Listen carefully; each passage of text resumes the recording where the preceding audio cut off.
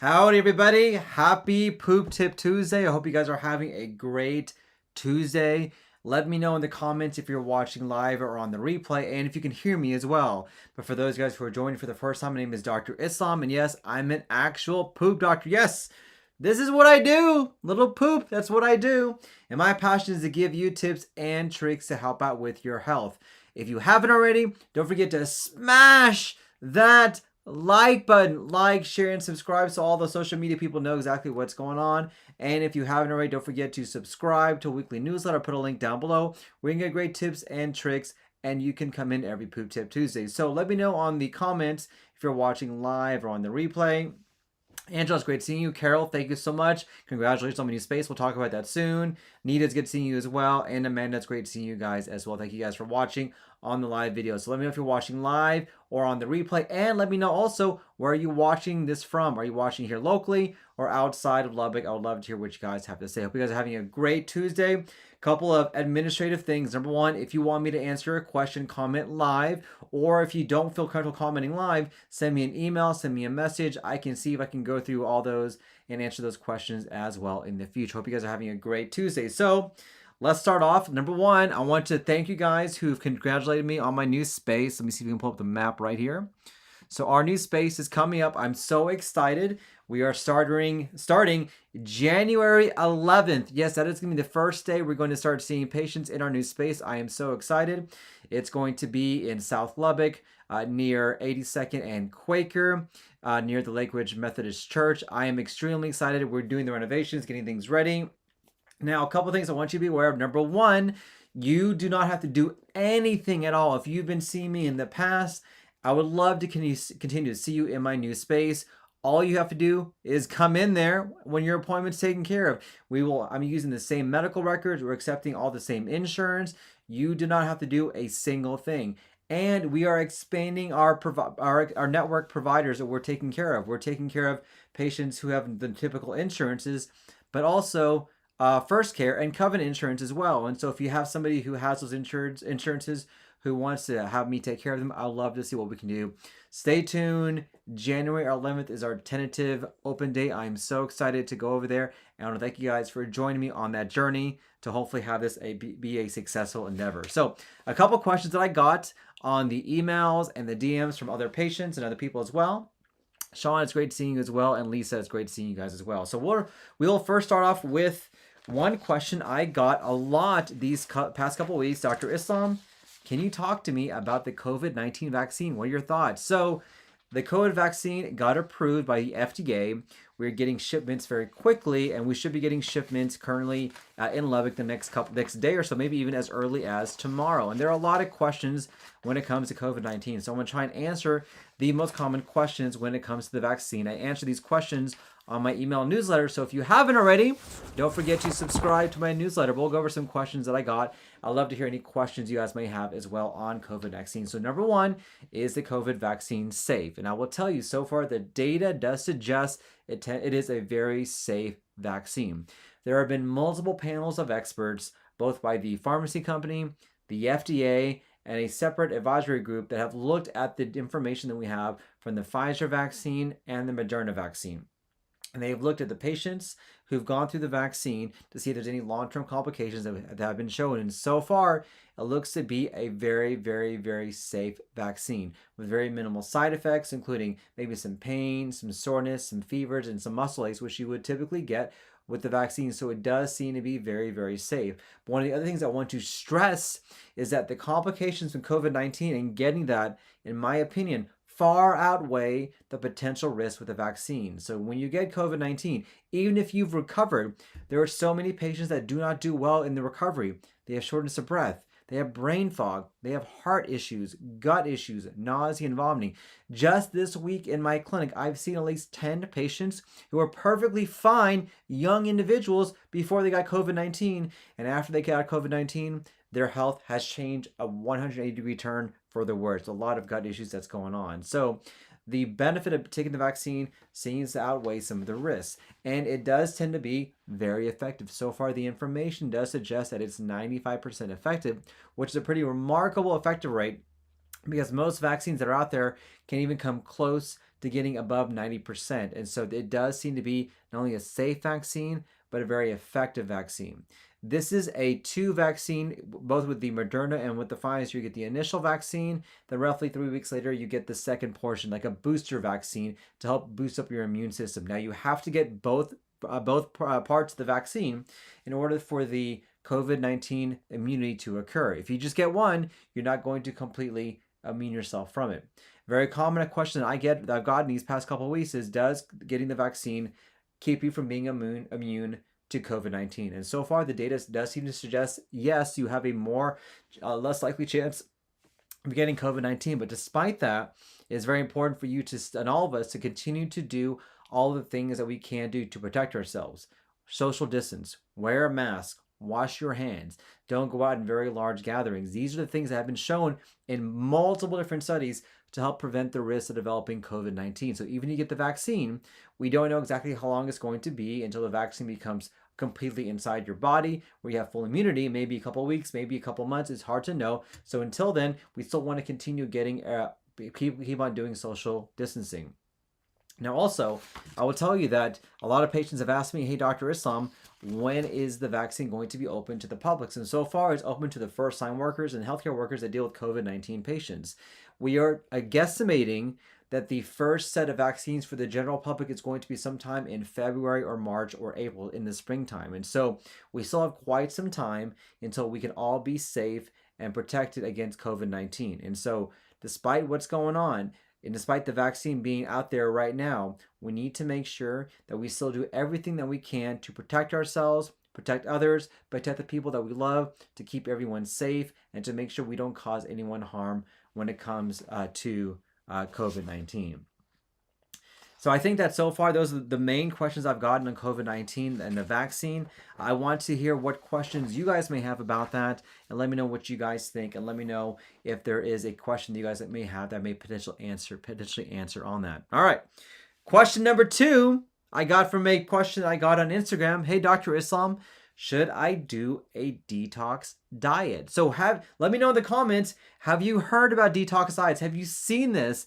Have you seen people talk about, hey, do this detox diet, you're going to feel so much better, or take this detox tea, take this detox pill, you're going to detoxify all the toxins in your body? Well, I'm going to give you an answer, which I'm pretty sure you already know.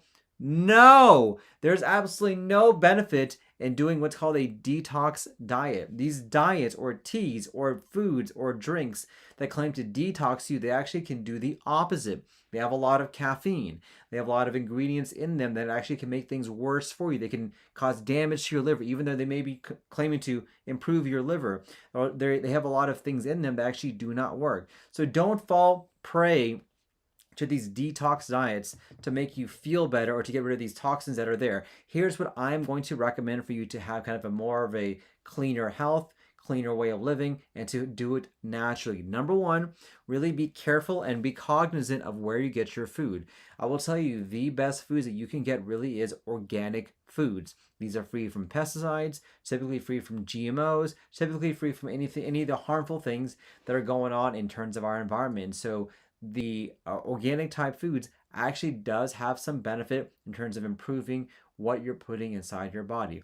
Number 2, drinking coffee, black coffee, not coffee with a whole bunch of yummy stuff in there like cream and sugar and whipped cream and all that. That has been shown to help improve inflammation inside your body and inside your liver. So if you want to add black coffee, this will help out with what is going on when it comes to inflammation. Number 3, something as simple as exercise is a fantastic way to detox your body. You sweat, you improve your mood, you improve your gut, you improve your circulation, you move things through. It actually helps out in so many different ways. So implementing exercise is an important thing that you can do.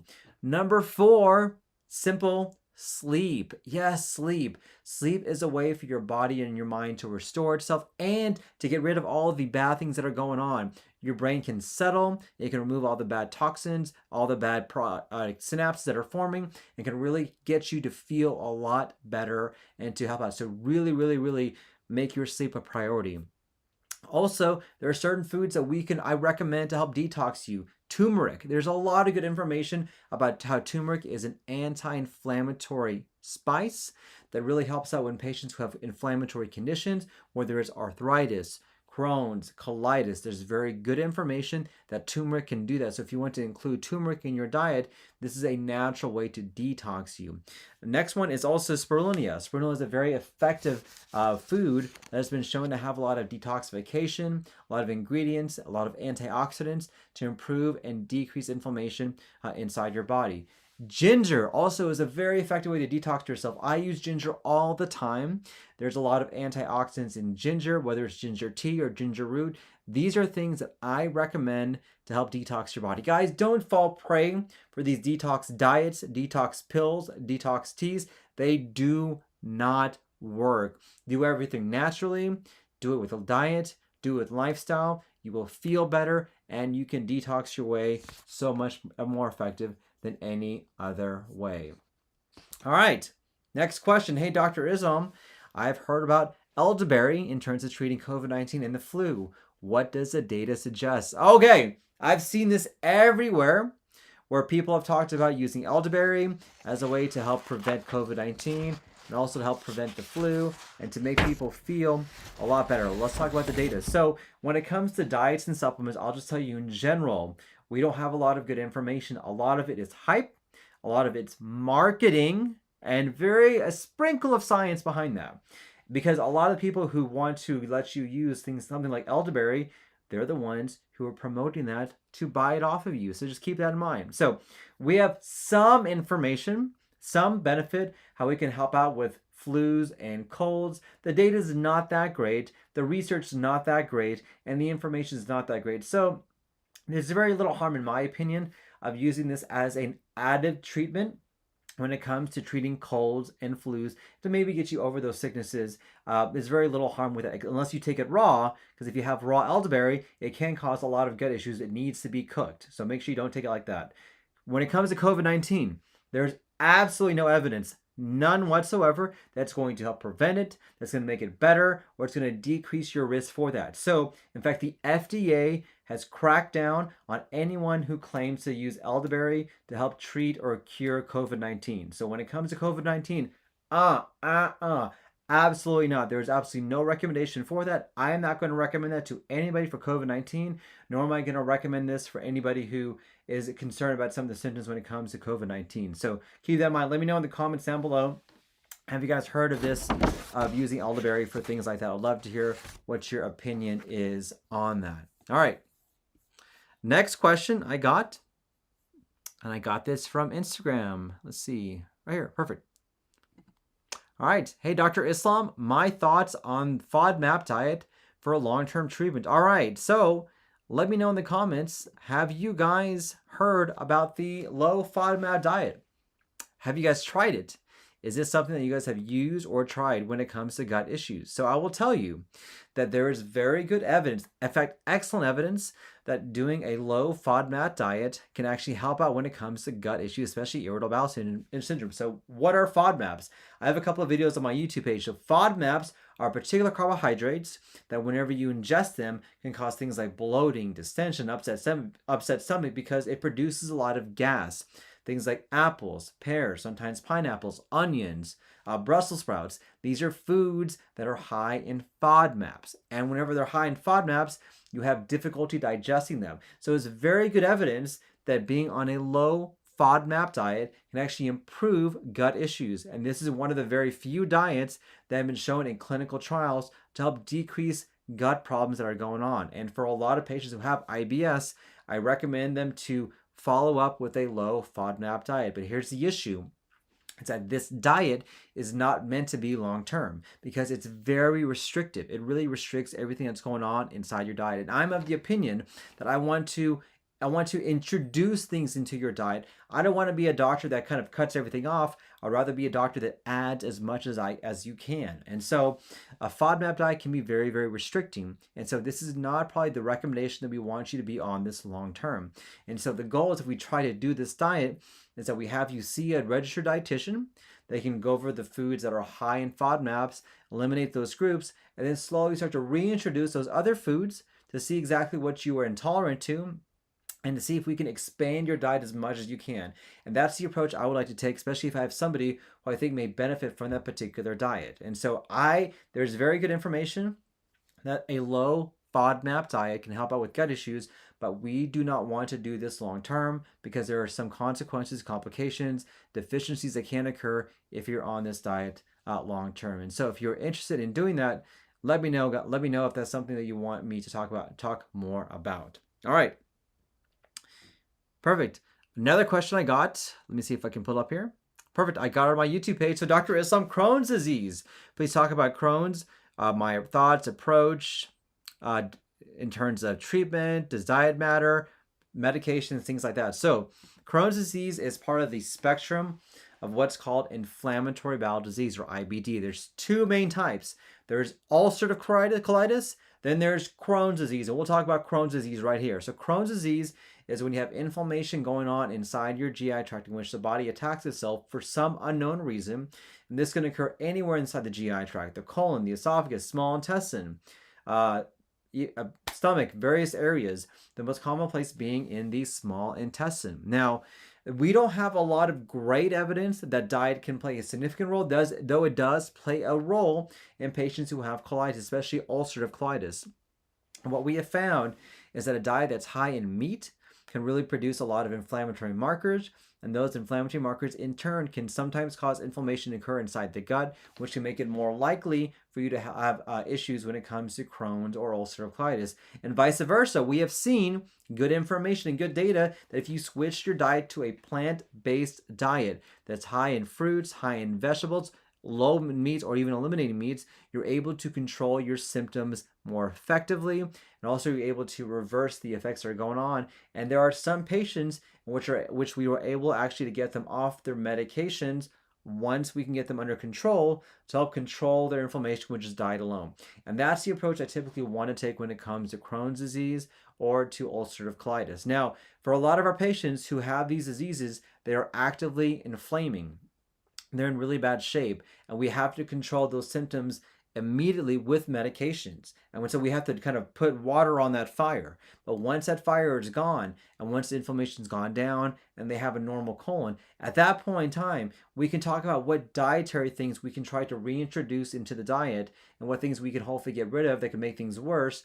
And I've had good success in terms of getting patients off of their immediate treatment, which they do need, and getting them on more a natural approach to get their colitis and get their Crohn's disease taken care of. So I really do think that there's a role when it comes to diet, though I will tell you, we do very commonly have to give medications first to help douse that fire, keep people controlled, and get them feeling better as well. But that's a great question that I got. So let's go through the comments right here. Margaret, good question. So you saw one of my posts that you eat the same thing every day. I do. I'm very boring. Does this help once you figure out what your stomach can handle? Absolutely, 100%. It absolutely does. So I will tell you that the best marker of what you are intolerant to or allergic to, which you really are not, is your body. Your body will tell you what you can't eat and what you can eat. So I will tell you, for me, my body told me very quickly, I cannot tolerate milk. It sucks. It's terrible. It's terrible for my wife. She hates me whenever I have milk. So I came to realize, okay, milk's not a good thing for me. I also realized that Brussels sprouts as well is not a good thing for me. So I have tailored my diet to eat pretty much the exact same thing for lunch. And I sometimes switch up dinner kind of depending on what mood I'm in. Now, for me, this really helps me out so much because I know exactly what I'm eating every single day. I know exactly how many calories I'm ingesting every single day. And for me, it takes away the decision of what I'm going to have for lunch because I know that the decision has already been made. I don't have to worry about anything else. I just know that I'm going to eat this thing for lunch every single day. I know that's what it's going to be. For dinner, I may do something a little bit different. I may add a couple different things, but it's generally within the same framework of what I want to eat in terms of calories, in terms of what my body can handle, in terms of what my goals are for that particular time. But by and large, I really do eat everything that I want. And I also do time restricted eating. I do intermittent fasting, which I skip breakfast. And that for me has helped me out in terms of maintaining good weight, making sure I feel better, and making sure that I don't overindulge and I don't feel so bad. Now, time restricted eating or intermittent fasting is not for everyone, but this may be something you want to consider if you're hoping to lose weight, help out with gut issues, also start to feel better as well. I have found this to be a game changer. Let me know in the comments down below if this is something you've tried as well, because I'm curious to see what your thoughts are on doing that as well. Perfect. All right. I'm just going through the comments now. Perfect. All right, guys. I think it's everything. So I want to thank you guys for watching today. If you haven't already, don't forget to smash that like button. Yes, smash, smash, smash. Like, share, and subscribe. And don't forget, I'm moving to a new space come January 11th. We are so excited. I'd love to see you guys there. If you know anybody who would enjoy these videos, I would appreciate if you shared these videos. And I would appreciate any comments you guys have as well. I want to thank you for watching. I hope you guys have a great day. Thanks and take care, everybody.